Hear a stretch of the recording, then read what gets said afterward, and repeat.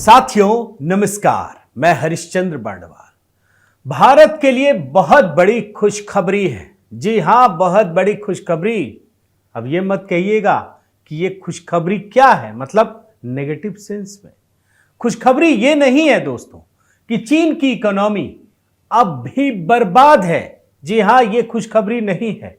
खुशखबरी ये भी नहीं कि पाकिस्तान की इकोनॉमी लुढ़कती जा रही है। खुशखबरी ये भी नहीं है दोस्तों कि यूरोप की इकोनॉमी बहुत सारी मुश्किलों का सामना कर रही है। खुशखबरी ये भी नहीं है कि बर्बादी के रास्ते पर जा रही अमेरिकी इकोनॉमी का हाल ऐसा है कि बस कभी भी लाखों अमेरिकियों की नौकरी जाने वाली है। खुशखबरी तो यह है कि भारत की इकोनॉमी को झटका देने वाली अमेरिकी कंपनियां खुद को तो संभाल ही नहीं पाई, ऊपर से भारत का जो लेफ्ट लिबरल गैंग है उसके झूठ को जबरदस्त तमाचा पड़ा है। विकास के मोर्चे पर भारत ने मोदी के नेतृत्व में वो कारनामे किए हैं कि पूरी दुनिया हैरान है। और इसीलिए दोस्तों आज के वीडियो में मैं हाल की कुछ बड़ी खबरें दिखाकर आपको बता रहा हूं कि आखिर हर भारतीय खुश क्यों है। दरअसल इकोनॉमी से जुड़ी कई सारी खबरें, रिपोर्ट बहुत बड़ी खुशखबरी दे रही हैं। प्रधानमंत्री मोदी ने 2019 में देश की अर्थव्यवस्था को जो $5 ट्रिलियन का बनाने का वादा किया था, कोविड महामारी की वैश्विक मंदी के बाद भी यह लक्ष्य 2026 तक हासिल हो जाएगा। कई लोग आपसे सवाल भी पूछेंगे कि इससे अपन को क्या, लेकिन मत फंसिएगा, इससे हर आदमी को लेना देना है। और यही नहीं, प्रधानमंत्री मोदी ने इसके आगे भी एक गारंटी दे दी है कि उनके तीसरे कार्यकाल के दौरान भारत विश्व की तीसरी बड़ी अर्थव्यवस्था बन जाएगा। प्रधानमंत्री मोदी ने कुछ ही दिन पहले गुजरात में सूरत डायमंड बोर्स का उद्घाटन करते हुए यह गारंटी दी है। और अगर पीएम गारंटी दे रहे हैं ना, अब तो कांग्रेसियों को भी भरोसा होता है। देश की 80 करोड़ आबादी को मुफ्त अनाज, 3 करोड़ गरीब परिवारों को पक्के मकान, हर गांव तक बिजली, सड़क, इंटरनेट, 10 करोड़ गरीब परिवारों को 5 लाख का स्वास्थ्य बीमा, किसानों को 6,000 सालाना आर्थिक मदद, 11 करोड़ परिवारों को गैस सिलेंडर की सुविधा। बहुत सारे आंकड़े हैं, गिनाना बैठू ना तो आधे घंटे से भी ज्यादा निकल जाएगा। लेकिन ये सुविधाएं तभी मिल सकती हैं जब देश के पास इतना अधिक धन हो, और ये तभी होता है जब देश में सकल घरेलू उत्पाद यानी जीडीपी बढ़े। और इसे बढ़ाने के लिए अर्थव्यवस्था में प्रधानमंत्री मोदी ने जो बदलाव किए हैं उससे ये दुनिया की आज सबसे अच्छी अर्थव्यवस्था बन चुकी है। दुनिया के अन्य सभी देशों की जीडीपी भारत से आज कम है और अगले साल यानी 2024 में भी कम रहेगी। दोस्तों ये टॉपिक आपको हल्का बोझिल लग सकता है, लेकिन आंकड़े देखिए और पूरा वीडियो देखिए ताकि आपको समझ में आए कि भारत की अर्थव्यवस्था किस पटरी पर आगे बढ़ रही है। प्रधानमंत्री मोदी की ही गारंटी पर वैश्विक रेटिंग एजेंसी S&P ने भी अपनी रिपोर्ट में यह मुहर लगा दी है। रिपोर्ट में कहा गया है कि भारत आज $3.5 ट्रिलियन की अर्थव्यवस्था से कुछ ही सालों में $7 ट्रिलियन की अर्थव्यवस्था बन जाएगा। सोचिए, 5 कहां, अब तो 7 की बात हो रही है।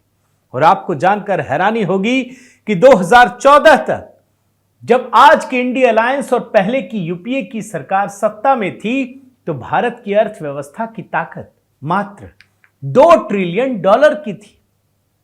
आप समझ रहे हैं, करीब 65 सालों के दौरान देश में जिस तरह से आर्थिक निर्णय लिए गए उससे मात्र 2 ट्रिलियन का ही सकल घरेलू उत्पादन हो सका 65 साल। लेकिन पीएम मोदी ने जिस तरह से आर्थिक नीतियों के लिए न सिर्फ निर्णय लिया बल्कि उसे पूरे साहस के साथ लागू किया, उसका परिणाम यह हुआ कि 10 सालों के अंदर यह 2 गुने के करीब पहुंच गया है। भारत की अर्थव्यवस्था को आत्मनिर्भर बनाने के लिए प्रधानमंत्री मोदी ने जो निर्णय लिए उसका ही असर है कि 2024 के लिए भारत के जीडीपी के ग्रोथ रेट को आईएमएफ जहां 6.3% देख रही है, वहीं चीन की जीडीपी 4.2%, अमेरिका की सिर्फ 1.5%, फ्रांस की 1.3%, जापान का 1%, जर्मनी 0.9%, ब्रिटेन का 0.6% बताया है। कोई तुलना है क्या? खुद सोचिए ना। भारत की अर्थव्यवस्था की मजबूती को सिर्फ आईएमएफ ही बता रहा हो ऐसा नहीं है, बल्कि दुनिया की सभी रेटिंग एजेंसी भारत की अर्थव्यवस्था की मजबूती को एक समान रूप से बता रही है। अब देखिए ना, अमेरिकी रेटिंग एजेंसी मूडी ने 2024 के लिए ये ग्रोथ रेट 6.5 से 6.1% के बीच बताया है। अमेरिका की ही एक और एजेंसी, रेटिंग एजेंसी फिच ने भी भारत के सकल घरेलू उत्पाद के ग्रोथ रेट को 6.2% तक पहुंचने का अनुमान लगाया है।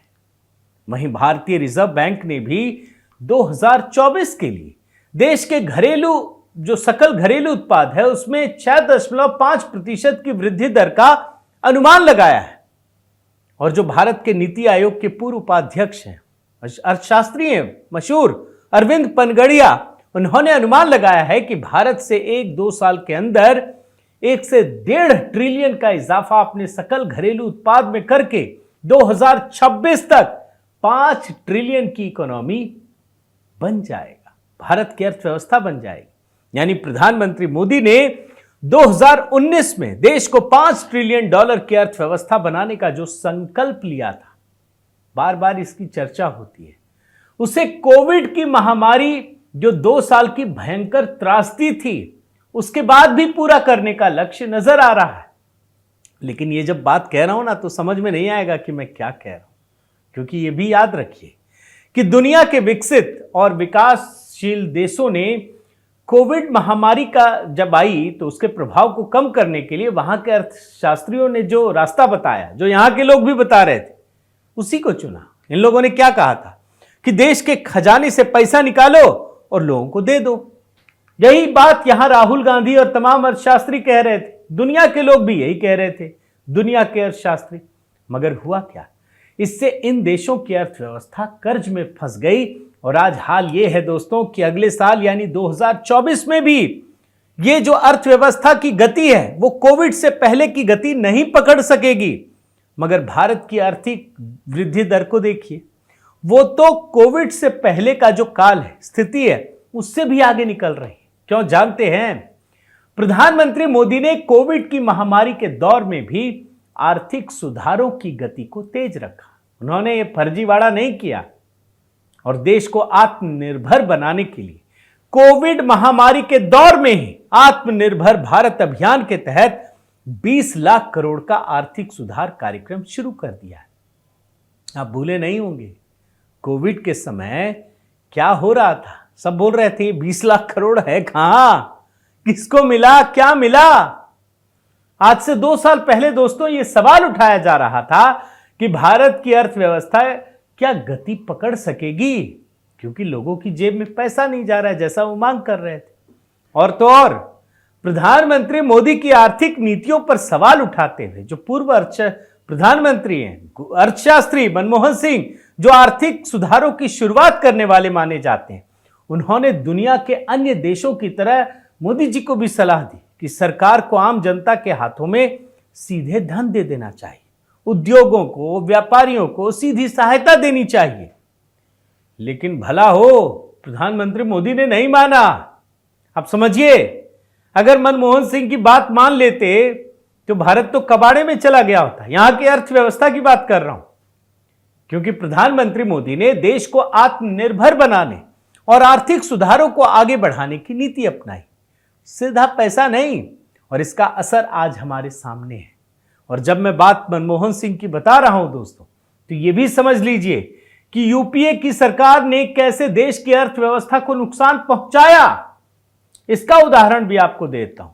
2008 के काल को याद कीजिए, मंदी का दौर था, हम सब भी फंसे थे, ऐसी बात नहीं है। जिन लोगों को याद होगा पता चल जाएगा, 2008 में नौकरी करने वालों का इंक्रीमेंट भी नहीं हुआ था, क्योंकि अमेरिकी बैंकों के डूबने से पूरी दुनिया को वैश्विक मंदी का सामना करना पड़ा था। लेकिन अगर तुलना करें ना अभी के कोविड से और उस समय के आर्थिक मंदी से, तो वो समस्या इतनी बड़ी नहीं थी जो कोविड महामारी के समय थी। लेकिन उस समय मनमोहन जी ने क्या किया? यूपीए की सरकार ने करीब 4 लाख करोड़ रुपए का स्टिमुलस पैकेज दे दिया था। दे दो। और इस स्टिमुलस पैकेज का परिणाम यह हुआ दोस्तों कि कुछ दिनों तक तो अर्थव्यवस्था चलती रही, सरकार के पैसे से संभलती रही।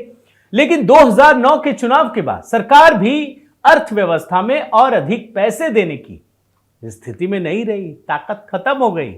और इस दौर में पैसे के लिए यूपीए की सरकार ने क्या किया? सरकारी कंपनियों को बेचने का निर्णय लिया। लेकिन जो अर्थव्यवस्था में नेगेटिव माहौल था उससे तो वो भी ठीक तरीके से नहीं है, उसका वो भी फ्लॉप हो गया। यही सच्चाई है। और यूपीए सरकार के स्टिमुलस पैकेज से देश में महंगाई 10% से ऊपर पहुंच गई। भूल गए होंगे, याद दिला रहा हूं। आज आरबीआई जहां भारत की वृद्धि दर का 6.7% का अनुमान लगा रही है, वहीं 2013 में यूपीए के दौर में आरबीआई के लिए महंगाई सबसे बड़ी चिंता थी। विकास दर की तो आप बात ही छोड़ दीजिए।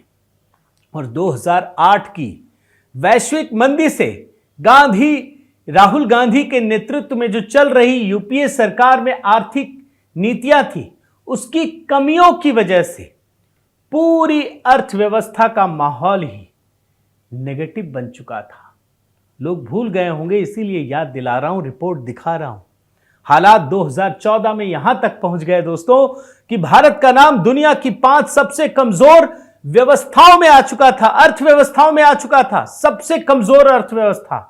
लेकिन आज भारत दुनिया की 5 बड़ी अर्थव्यवस्थाओं में से एक है, ताकतवर है, मजबूत है।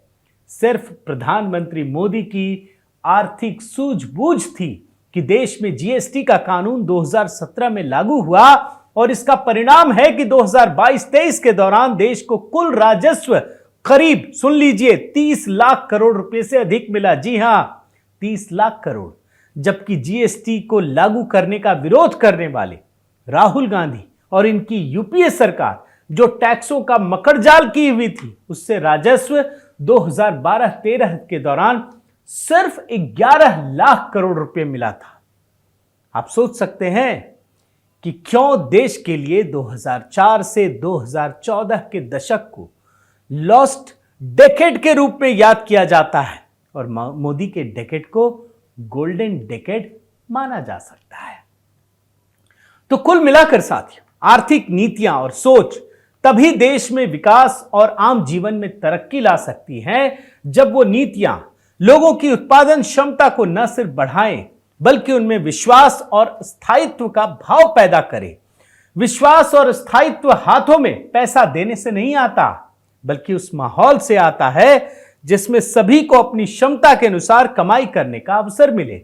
इस सोच को नीतियों में ढालकर जीवन को बदलने का काम प्रधानमंत्री मोदी ने किया है, जो सिर्फ इस देश के सामने ही नहीं बल्कि पूरी दुनिया के सामने एक मिसाल की तरह है। और इसीलिए दुनिया के नंबर 1 देश अमेरिका के राष्ट्रपति जो बाइडेन प्रधानमंत्री मोदी को भी बॉस कहते हैं। अब आप समझ गए दोस्तों, ये जो इकोनॉमी के आंकड़े होते हैं उसका हम सबों के जीवन से कितना गहरा नाता है। बहुत बहुत धन्यवाद। आपसे निवेदन है साथियों कि आप मेरे इस चैनल को जरूर सब्सक्राइब कीजिए, लाइक कीजिए, शेयर कीजिए, कमेंट कीजिए और इस बेल आइकन को प्रेस करना मत भूलिएगा। नमस्कार।